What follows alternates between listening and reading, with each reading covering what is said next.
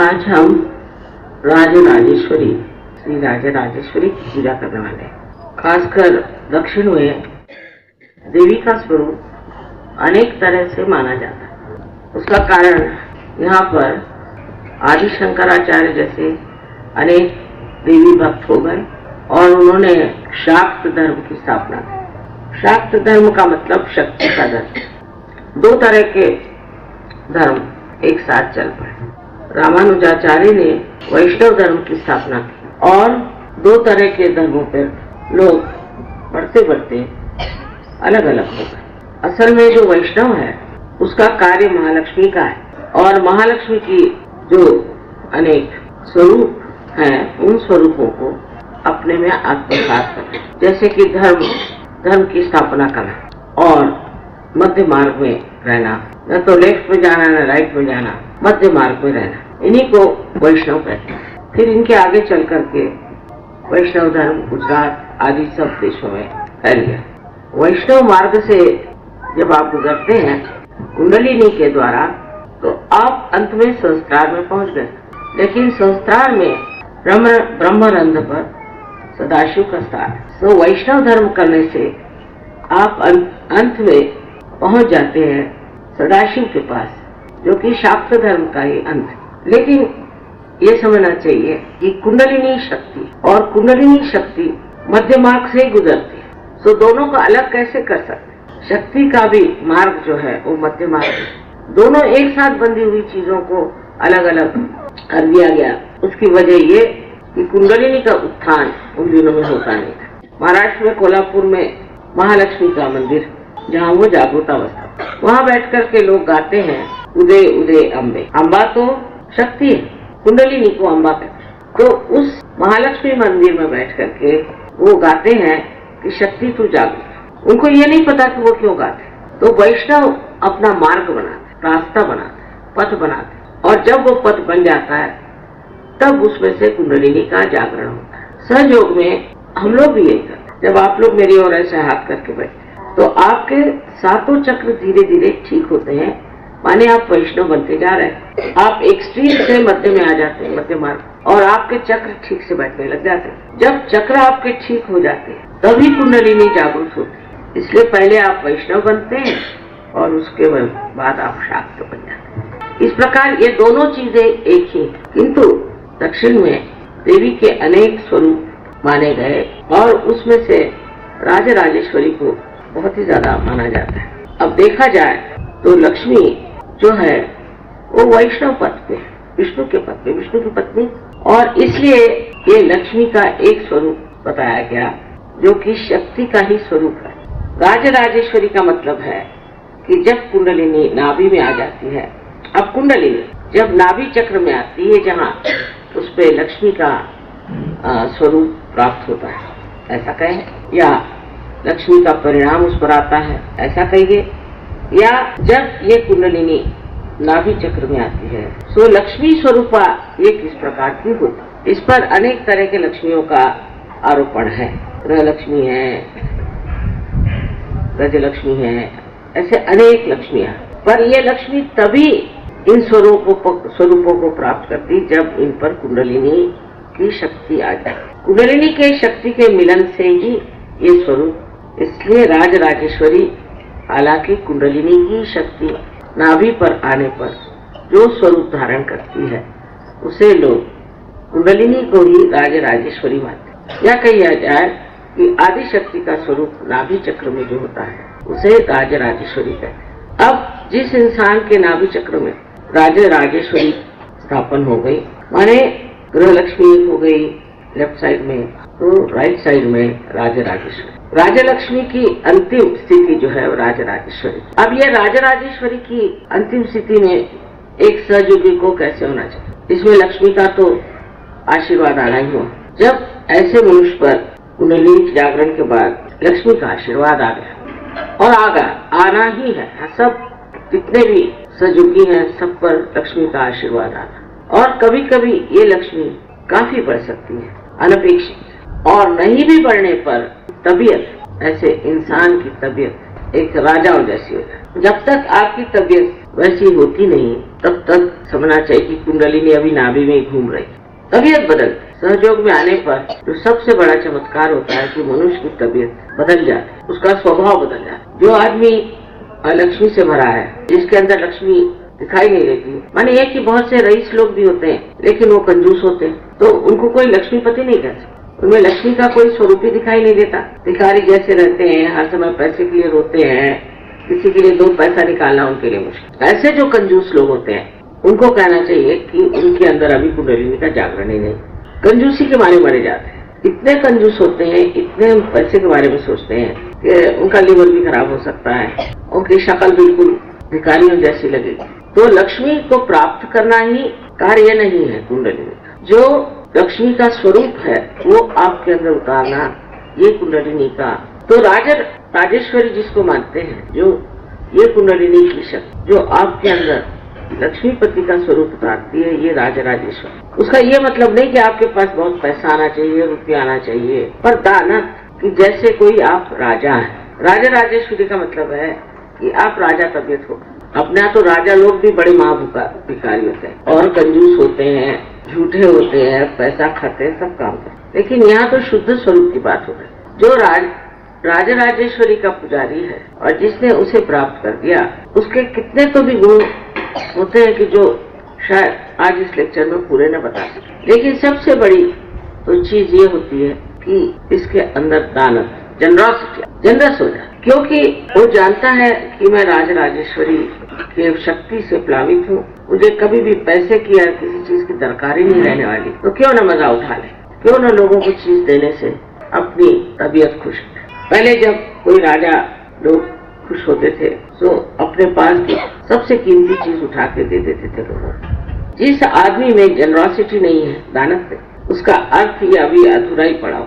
सबसे पहली चीज तो ये कि कोई राजा किसी से जाके भीख नहीं मांगता। कभी वो गरीब हो जाए और उसकी सारी कुछ संपत्ति लुट जाए तो भी वो किसी से जाके भीख नहीं मांगे, वो मर जाएगा पर भीख नहीं मांगे। तो राजा तबीयत सहयोगी हो जाती है। उसके रहन सहन में भी एक राजा तबीयत होती है। वो फटे कपड़े पहन करके, जैसे कि हरे रामा वाले लोग श्री राम का नाम लेते हैं, श्री कृष्ण का नाम लेते हैं, और कृष्ण स्वयं कुबेर और उनकी प्रजा बन करके और भिखारी जैसे घूमते हैं। किसी भी तरह से इनको तो कृष्ण का तत्व ही पता है, लेकिन सहयोगियों को पता होना चाहिए। आपके तबीयत के अनुसार परम चैतन्य आपकी स्थिति बनाए। जो इंसान हमेशा पैसे के लिए रोता रहेगा, उसकी हालत वैसी। जो इंसान समय पैसे को तोलता रहेगा और देखता रहेगा कि किस तरह से मैं पैसा बनाऊं, यहाँ तक कि सहयोग में आकर के लोग चाहते कि सहयोग में पैसा बना, ये तो बिल्कुल ही गए बीते।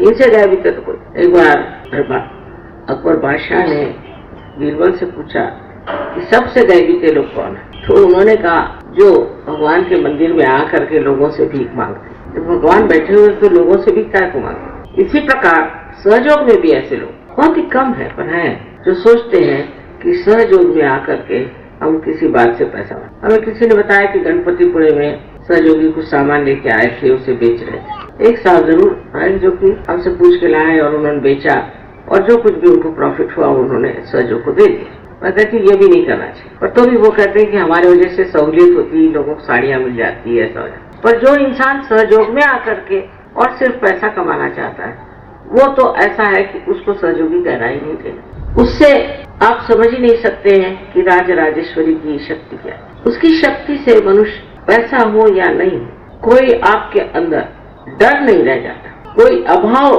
की ही भावना नहीं रह जाती कि मेरे अंदर ये अभाव है। उसको संपूर्ण ऐसा लगता है कि पूरे पूर्व में बैठा हूँ, मुझे क्या करना है, मुझे क्या जरूरत है, मैं क्यों डरूं, मैं जहाँ रहूंगा वही मेरे लिए समृद्धि है, वही मैं सब कुछ चीज प्राप्त कर। और वो एक बहुत ही आलिशान तरीके अपना जीवन व्यतीत करता है। उसकी तबीयत एक बहुत ही भव्य महान इंसान की जैसी, उसको देने में ही मजा आता है, लेने में नहीं। कोई आदमी रईस होगा तो होगा अपने घर, और कोई गरीब होगा तो भी वो अपने घर, पर वो अगर सहयोगी है, चाहे वो गरीब है अमीर है, उसके लिए वो सर आंखों कर पूरी तरह से उसकी मदद करने को तैयार होता है। सहयोग में ऐसे भी लोग हैं जो असहज लोगों के लिए बहुत करते हैं, पर अगर सहयोगी कोई गरीब आ जाए तो उसको बैठने के लिए कुर्सी भी नहीं देते। तो बाह्य के आडंबरों को देख करके बहुत से लोग उनका महत्व करते। ये बड़े महान है, इनके पास इतनी मोटरें हैं, या ये बड़े भारी यहाँ के मशहूर एक्टर हैं, या डॉक्टर हैं, या आर्किटेक्ट हैं, बहुत बड़े आदमी। ये तो बाई की उपाधियां, उसका महत्व करते। पर कोई ये सोचता है कि ये तो शक्ति का संचय इसके अंदर, इतनी इसके अंदर से चैतन्य की लहरें बह रही। ये कौन अवलिया है, उसको राजा तबीयत आप कहते। अपने देश में भी ऐसे बहुत से लोग होते हैं। शिवाजी महाराज का उदाहरण खासकर सोचने, स्वयं तो वो थे ही आत्म साक्षात्कारी और बड़े आदर्श पुरुष थे, पर उनका संतों के प्रति जो व्यवहार था वो अत्यंत सुंदर और नम्र था। उनके पास उनके गुरु श्री रामदास एक दिन पहुंचे और उन्हें बाहर से ललकारा।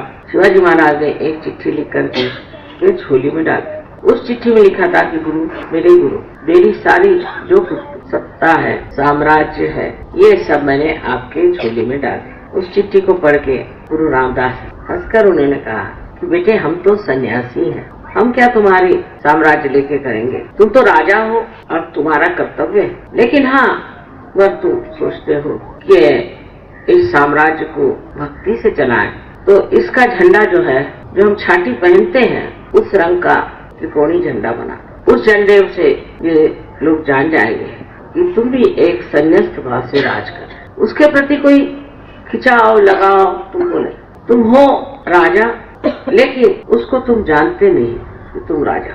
जो लोग अपने ही को मैं राजा हूँ पागल जैसे कहते फिरते हैं, मैं फलाना हूँ, वो होते नहीं, और जो होते हैं वो कभी कहते भी नहीं। ऐसे बहुत से लोग आपको दिखाई देंगे। एक बार हम लंदन में सफर कर रहे थे, हमारे साथ एक साहब बुजुर्ग बैठे हुए थे, बातें करने लगे हैं। वहाँ ना ज्यादातर औरतों से कोई लोग बात नहीं करते, आपस में ऐसे बात नहीं करते, लेकिन उन्होंने हिंदुस्तान के बारे में बहुत कुछ पूछा, ये कैसे है, वो कैसे है।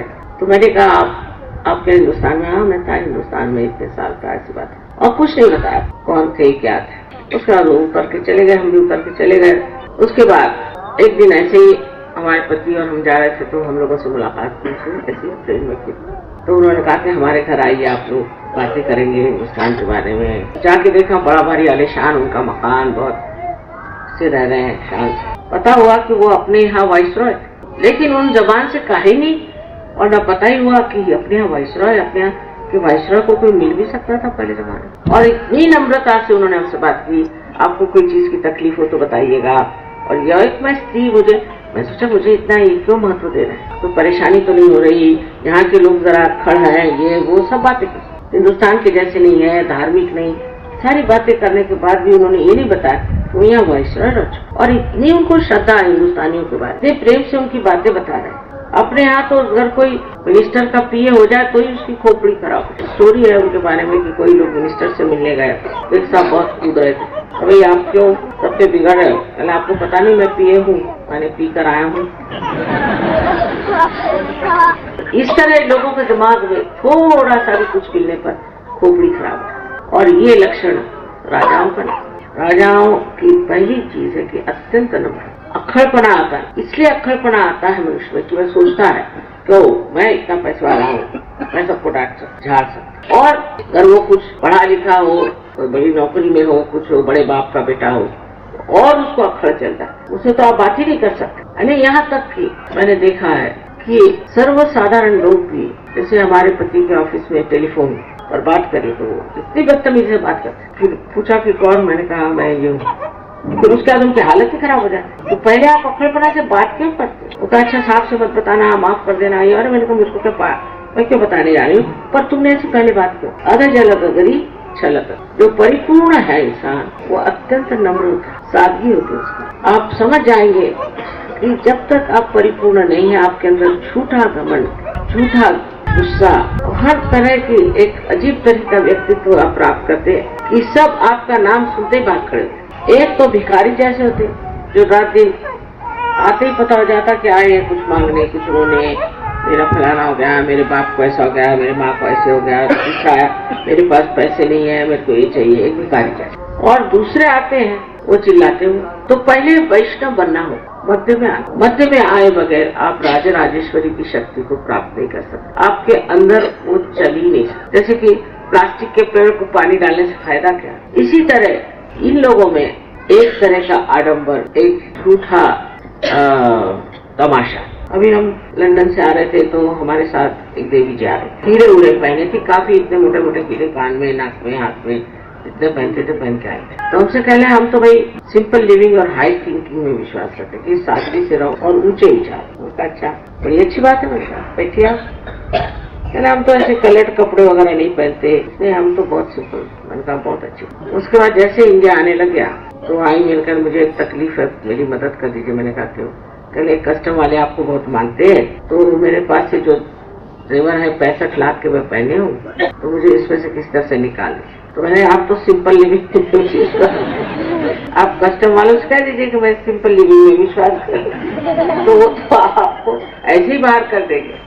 सर अब वो मेरे पीछे पीछे चली आई, वो कस्टम वाले उसको नमस्कार करते हैं, उसको भी क्या वो चली आई। दूसरी चीज, पुरुष में लालच एक बड़ी गंदी चीज है, अनहोनी चीज है, जो कि लालच। बहुत ही जो गरीबी के लोग हैं वो दूसरों की चीजों की लालच है। किसी के घर गए, वहाँ कोई चीज दिखाई दी, आते ही साथ चलो भाई क्या है चीज, ऐसी चीज, वो चीज आ गई, फिर दूसरी चीज लाओ, फिर तीसरी चीज, उसका कोई अंत ही नहीं। और लालच ही लालच होती है। इस लालच की मात क्या है?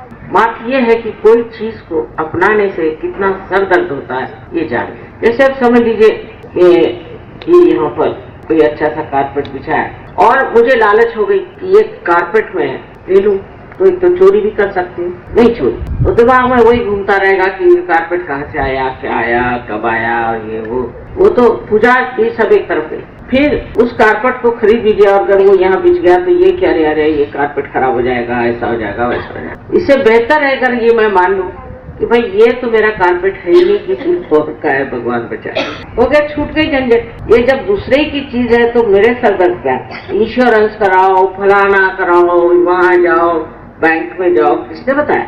मेरा है ही नहीं कुछ, छोड़, तुमको ले जाना ले, बहुत अच्छा, और भी चाहिए तो बहुत कुछ है, सब लेते, बड़ी खुशी। इससे लालच के जो एक पागलपन सवार हो जाता है, वो पागलपन एकदम खत्म हो जाता है। और सहयोगियों को तो बड़ी परेशानी की बात है, क्योंकि इधर तो वो सहयोगी है और उधर लालच मगर के मुंह में उनका पैर, तो वो बोट में कैसे आए? वो तो पैर ही उनका फंसा हुआ है वहाँ। किसी भी चीज की लालच अगर आ जाए तो सोचना चाहिए कि राजराजेश्वरी हमसे मुख मोड़ के चली।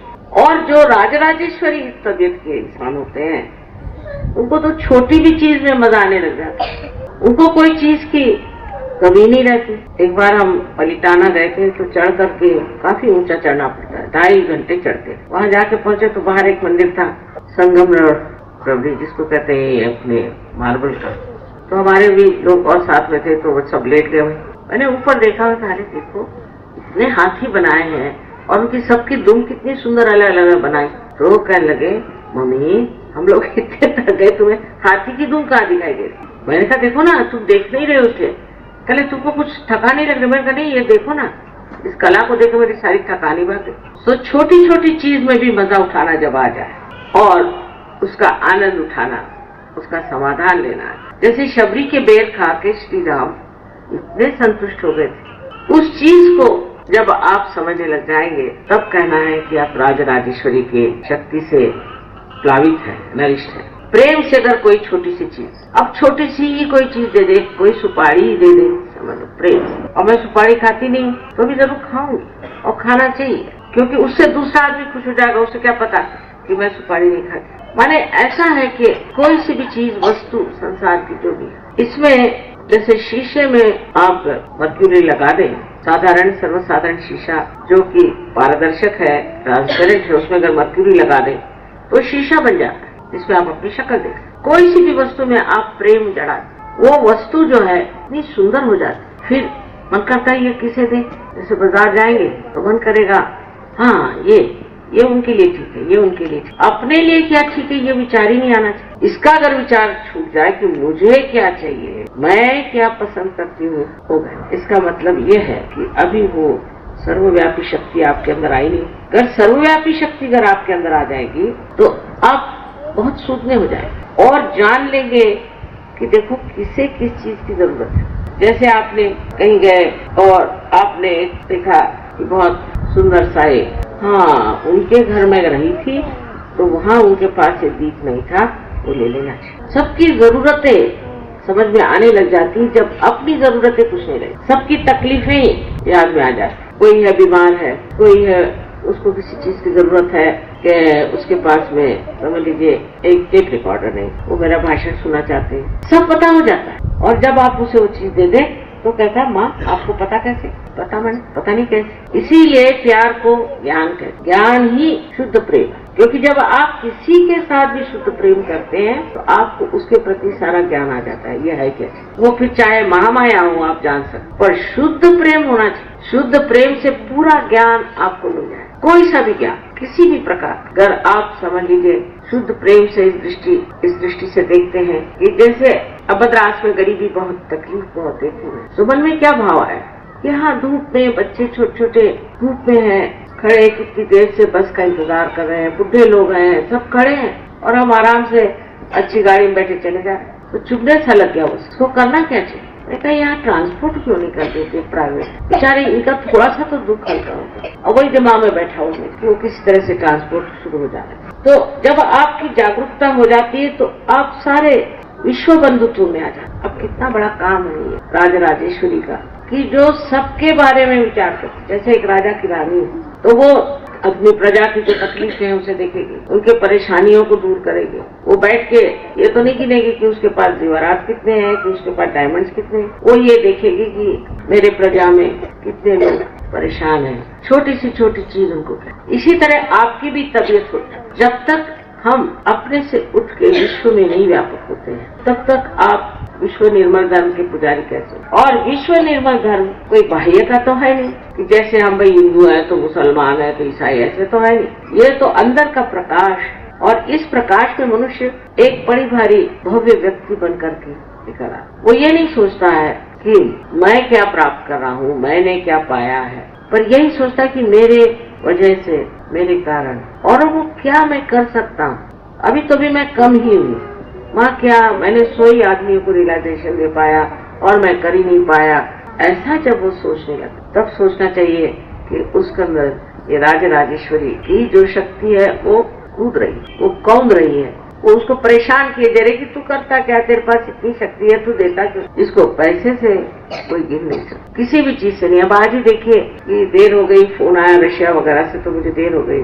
रास्ते में मैंने पूछा भाई कहाँ बैठे हैं सब लोग, तो कहने लगे खुले में। अरे मैंने कहा कोई छत वत नहीं लगाया क्या तुमने? उनको मालूम नहीं था, वो कहने शायद नहीं लगा माँ, ये ठंडी ठंडी हवा तो बह रही है। पता नहीं, लेकिन कुछ छत तो होना चाहिए, मुझे अपने छत पे छत और औरों के छत नहीं होगा तो अच्छा नहीं लगेगा। तो ऐसा ही है कुछ कि आपके ऊपर में छत है बाकी नहीं। मैंने कहा ये तो गलत बात है। जब देखा मैंने कि सब पे छत है, मुझसे भी देख लो।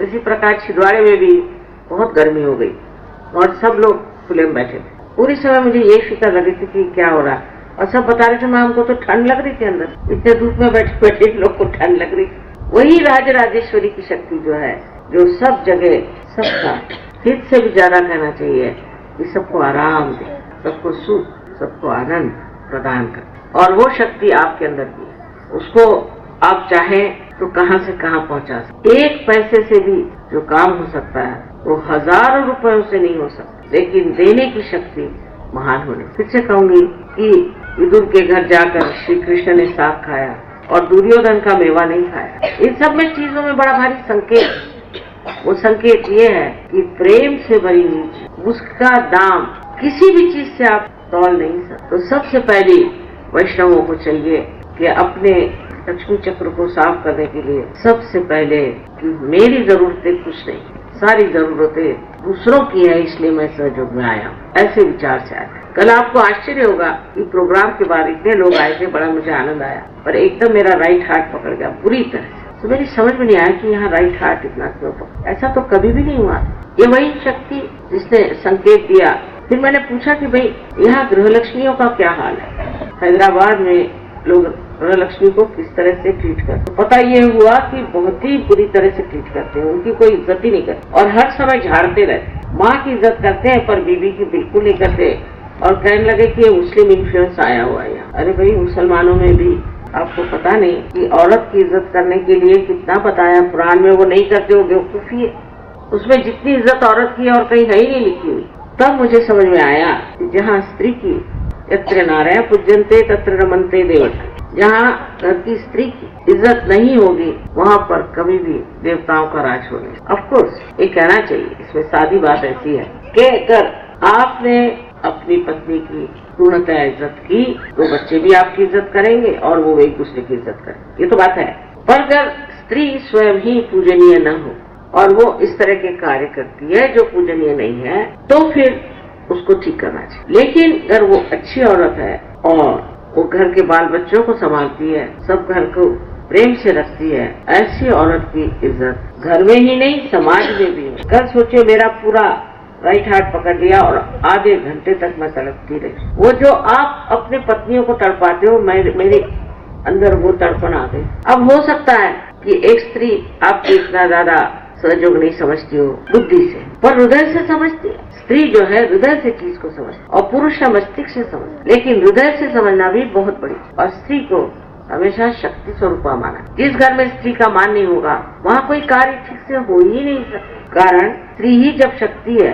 अगर समझ लीजिए इसके अंदर अगर बिजली नहीं होगी तो मेरा बोलना क्या है, ये बड़ी भारी चीज यहाँ ला के रख दी लेकिन किसी काम की नहीं, अगर इसके अंदर बिजली नहीं होगी। तो घर की स्त्री को अगर आप इस तरह से दबाएंगे और उसका मान नहीं रखेंगे तो शक्ति आपके अंदर दौड़ नहीं सकती। सबसे बड़ा एक दोष है, कल पता नहीं कभी भी नहीं हुआ मुझे प्रोग्राम के बाद इस तरह से, पर सारा राइट हार्ट इतने जोर से मैं तो सोचती थी कि ये चीजें नॉर्थ इंडिया में ज्यादा, पर देखती हूँ साउथ इंडिया में बहुत ही ज्यादा। नॉर्थ इंडिया के लोग तो भी इतना नहीं। अगर हिंदुस्तानियों में कोई दोष है तो ये नारी की शक्ति का मान नहीं है, सबसे बड़ा दोष। इधर देवी की पूजा करें, कन्या रूपेण उनको मानेंगे, सब रूपेण उनको मानेंगे, लेकिन गृह लक्ष्मी के रूप में नहीं मानेंगे। इसलिए आज साफ साफ बताना, अगर आप सहयोगी हैं तो अपने स्त्री के प्रति आदर युक्त रहें। खुले आम मैंने सुना आप लोग झाड़ते रहते, तो खुले दाम आप भी झाड़े जाएंगे। पुरुष को कोई अधिकार नहीं है कि स्त्री का अपमान किसी भी वजह से। मेरे विचार से अगर ये एक चीज ठीक हो जाए तो राजराजेश्वरी की शक्तियाँ जरूरी चल पड़े। पूरी तरह से समझ लेना चाहिए पति और पत्नी एक ही रथ के दो चक्के, एक लेफ्ट में एक राइट में। लेफ्ट राइट में नहीं आ सकता, राइट लेफ्ट में नहीं जा सकता, पर दोनों का स्थान जरूरी। दोनों एक जैसे ही हैं, सिर्फ उनका स्थान अलग अलग। इसका मतलब कोई स्थान ऊंचा और नीचा नहीं हो सकता। अगर एक चक्का नीचा हो जाए तो रथ जाएगा नहीं आगे, तो गोली गोली घूमता रहेगा। बच्चे भी आपसे यही बात सीखे। जो बच्चे अपने माँ का आदर नहीं कर सकेंगे वो क्या कर सकते हैं दुनिया में, वो मेरा क्या आदर करेंगे। इसलिए आज से सबसे विनती है कि अपनी घर की नारी का उसको किसी तरह से नीचे नहीं दिखा, उसकी शक्ति आपके लिए बहुत जरूरी है। उसी प्रकार स्त्रियों को भी सहज में उतर के अपने शक्ति को संभाल लेना चाहिए और शक्ति में उतर जाना चाहिए। आज इतने लोग पूजा में आए और सारे भारतवर्ष से लोग आए हुए हैं, मुझे बिल्कुल उम्मीद नहीं थी। अब सहज वाकई में बहुत समग्र हो रहा है और इतने प्यार से सब चीजें हो रही। हर जगह जब भी देखती हूँ लगता है कि सहज बहुत जोरों में फैल रहा है। पर एक ही बात को जान लेना चाहिए कि हम कितने गहरे उतरे, ये जरूरी। तादाद बहुत हो जाए, क्वांटिटी बढ़ जाने से कुछ फायदा नहीं होगा। उसके जब तक आपके अंदर मूल्य सहयोग के नहीं उतरेंगे, क्वालिटी नहीं है। आप अगर राजराजेश्वरी को मानते हैं तो उनके शक्ति का प्रादुर्भाव, मैनिफेस्टेशन आपके अंदर होना चाहिए। और नहीं तो ठीक है, एक चोगा बदल के दूसरा चोगा आपने पहन लिया, सब बाह्य में हो गया, अंतर से कुछ नहीं। ये अंदरूनी शक्ति है और इस शक्ति को आपके हरे व्यवहार में, बातचीत में